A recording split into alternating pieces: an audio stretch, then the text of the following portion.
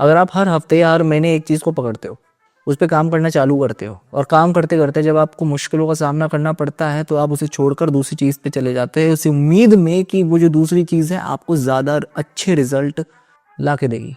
यहाँ पर आपका जो ब्रेन है ना, नोवेल्टी सीख कर रहा है बेसिकली। अगर आप इस पैटर्न में फंसे हुए हो तो आप कभी भी निकल नहीं पाओगे और पहुँच नहीं पाओगे जहाँ पर आपको पहुँचना है। क्यों? क्योंकि आप एक पैटर्न में घूम रहे हो अपनी ही परछाई के।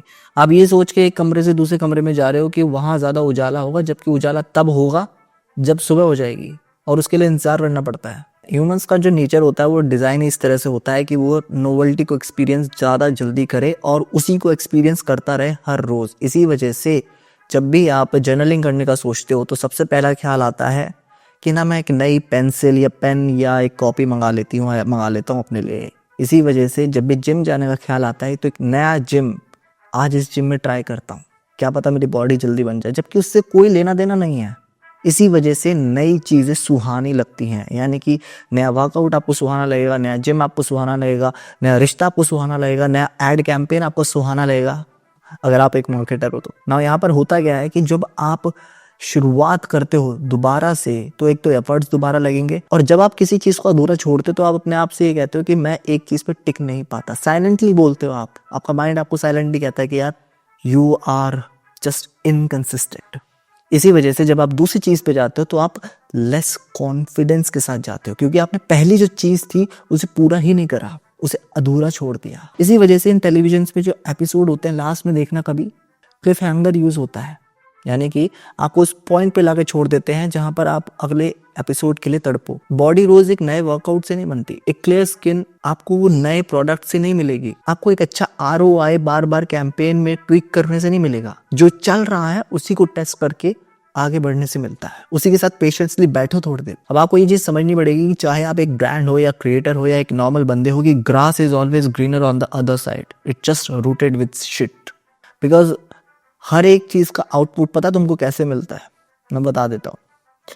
Consistency times feedback times the time itself, and you will have the desired output. तुम खुद सोच के देखो कि अगर मैं अपने हर एक इंटरेस्ट के हिसाब से एक यूट्यूब चैनल बनाना शुरू कर दूं तो कितने सारे यूट्यूब चैनल हो जाएंगे मेरे, और मैं क्या उन्हें संभाल पाऊंगा? नहीं ना। तो तुम्हारा बिजनेस तुम्हारे साथ इवॉल्व करता है, तुम्हारे रिश्ते तुम्हारे साथ इवॉल्व करते हैं। मेरे को अगर स्किन केयर पसंद था और आज अगर मार्केटिंग पसंद है, because I am right now Google certified, तो इसका मतलब ये नहीं कि मैं मार्केटिंग का एक अलग चैनल खोल के बैठ जाऊं। इट जस्ट कि जो मेरे पास ऑलरेडी है मैं उसमें ऐड ऑन कर दूं और एक नया वर्जन बना दूं। सिंपल। चीज़ें कंपाउंड होने के लिए टाइम तो दो, रिश्तों को कंपाउंड होने के लिए टाइम तो दो, बिजनेस को कंपाउंड होने के लिए टाइम तो दो, कैंपेन को कंपाउंड होने के लिए टाइम तो दो। प्रॉब्लम यहाँ पर पता है ये आती है कि कंसिस्टेंसी को फील नहीं किया जा सकता, उसे बस प्रूव किया जा सकता है या प्रूफ के दौरान देखा जा सकता है, फील नहीं कर पाओगे। अब क्योंकि वो फील नहीं कर पाते इस वजह से तुम उसे खुशी के रूप में महसूस नहीं कर पाते, और इसकी वजह से तुम दूसरी चीज़ों पे स्विच करते हो। इसकी वजह से तुम कहीं किसी जगह पर पहुंच नहीं पाते। That's the problem.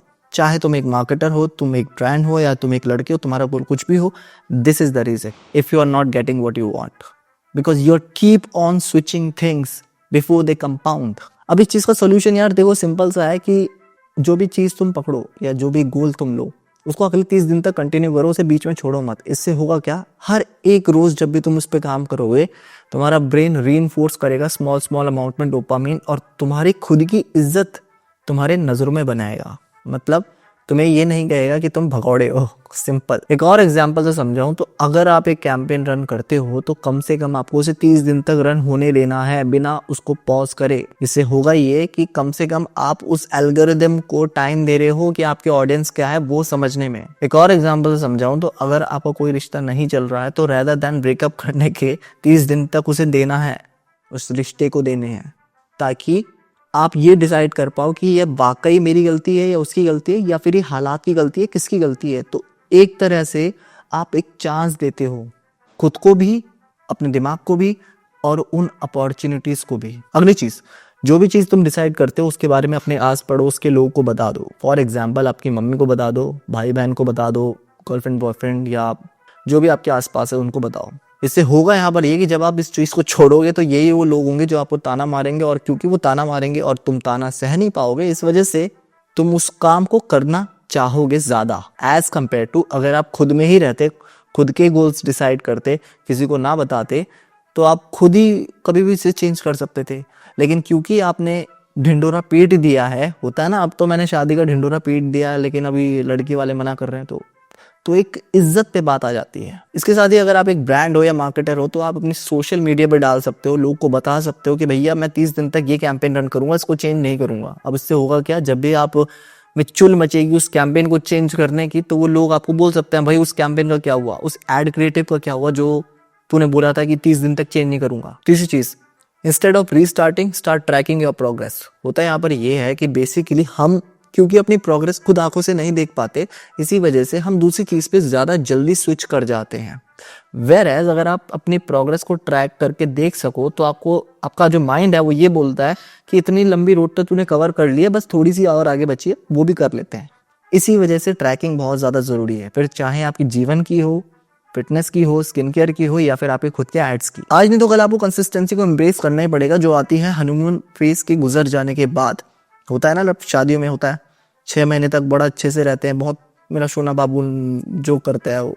उसके बाद आता है बोरिंगनेस, और ये हर एक चीज में आता है, चाहे बिजनेस हो, मार्केटिंग हो, सेल्स हो, या फिर आपका फिटनेस हो गया, स्किन केयर हो गया, हर एक चीज में। The point is not about experiencing the initial highs of everything, the point is all about surviving the hardcore boredom जो उसके साथ आती है। बोर्डम होता है ना, शादी के बाद आता है, कितनी सारी लड़ाइयाँ होती हैं, कलेश होते हैं, लेकिन सक्सेसफुल शादी वो नहीं होती जो सिर्फ हनीमून फेज में मजे ले।